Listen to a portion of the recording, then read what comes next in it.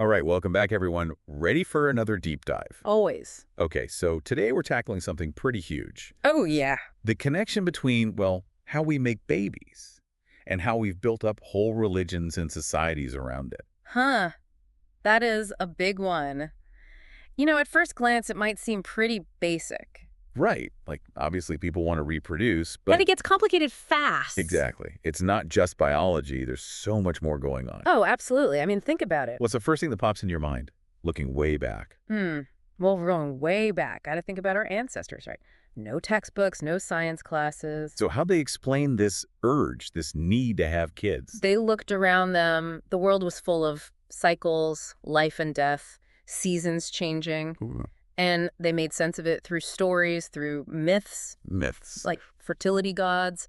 You've got Isis in ancient Egypt, Inanna in Mesopotamia. Oh yeah, those names ring a bell, vaguely. Well, think about it. They weren't just about making There babies. had to be more to it than that. Right. It was this whole idea of nature's power, the force that creates life, brings abundance, even the cycle of death and rebirth. Whoa, so like a much bigger concept than we usually think about. Exactly. They weren't just baby factories. Uh-huh. They were tied to the earth, agriculture, the underworld even. It's this whole, holistic view of life and death. Okay, that's really interesting.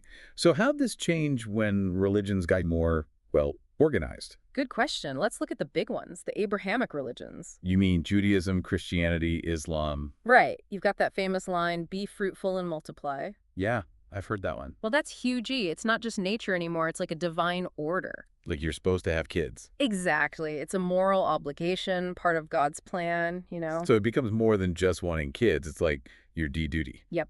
And that's where marriage comes in, really solidifies things. Wow, makes sense. It gives the whole baby making thing a seal of approval. Right. Social and spiritual legitimacy, all tied together. But marriage itself has like a million variations over time. Oh, TONS. Think polygamy, arranged marriages, all sorts of rules about who you can even talk to. Okay, so different cultures had different ideas about how this whole thing was supposed to work. We're sure. Let's take ancient Rome, for example. Marriage wasn't about love? Not really. It wasn't. No, more like a business deal almost. Really? Yeah, keeping the family line going, making sure your property stays within the family, that kind of thing. So love was out of the equation. Pretty much. They even thought it could be dangerous, upset the whole system. Wow. Wild how different that is from today. Right. But in their society, it made sense. Makes you wonder, are there any cultures where marriage is about, like, land or resources? Oh, absolutely. In some societies, your family's lineage is directly tied to specific land or resources. So then marriage is about, what, keeping that connection going? Exactly. It's not just about family, it's about your whole standing in the community. Wow, I never thought of it that way. Right. So you can see how these things, like marriage and family, are way more than just personal choices. They're tied up in so much else, and it's not just marriage, is it? No way. Think about how we raise kids, the stories we tell them. Even little rituals, right? Like they all play a part. They're like, vehicles For what? for passing down our values, Hmm. beliefs, all I that. guess It that connects us to the past and, in a way, shapes the future. Okay, that makes sense. Now, on to something a little more, Controversial. yeah, maybe. All the rules around mating. You mean monogamy, polygamy, taboos against incest, all that? Right. Those aren't just random preferences, are they? Not at all. Societies develop these norms to keep things stable. Stable how? Well, take incest taboos. Yeah, they might prevent genetic problems, but they also keep power from staying in one family forever. Interesting. So it's about balancing power within the society. Exactly. Keeps things from getting too concentrated. Right. Makes sense. So we've gone from ancient gods to marriage customs to like the very rules of society. Quite a journey. But we can't ignore the modern world, right?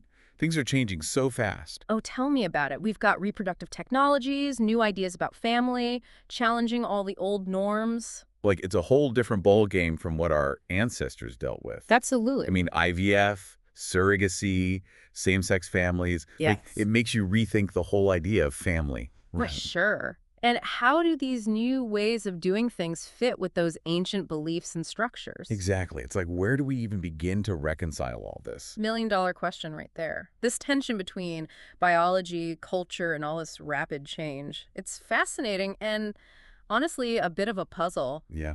It really makes you wonder where we go from here. What does the future even look like for family? Who knows? But it's exciting to think about. We can study the past all we want. But the future, total mystery. Right. All right, well, we've covered a lot of ground today. It's clear that this whole reproduction thing has shaped humanity in some huge ways. Yeah, it's mind-blowing when you really dig into it. So what's the biggest takeaway for you? For me, it's that this drive, this need to reproduce, it touches everything. Right. Religion, society, our very sense of who we are, you know? It's like even with all our technology, we're still connected to these ancient needs and desires. Totally. Well, that's about all the time we have for this deep dive. Thanks for joining us, and hopefully this gives you something to think about as you navigate your own life, your own family, all of it. Happy to be here. See you next time. Take care.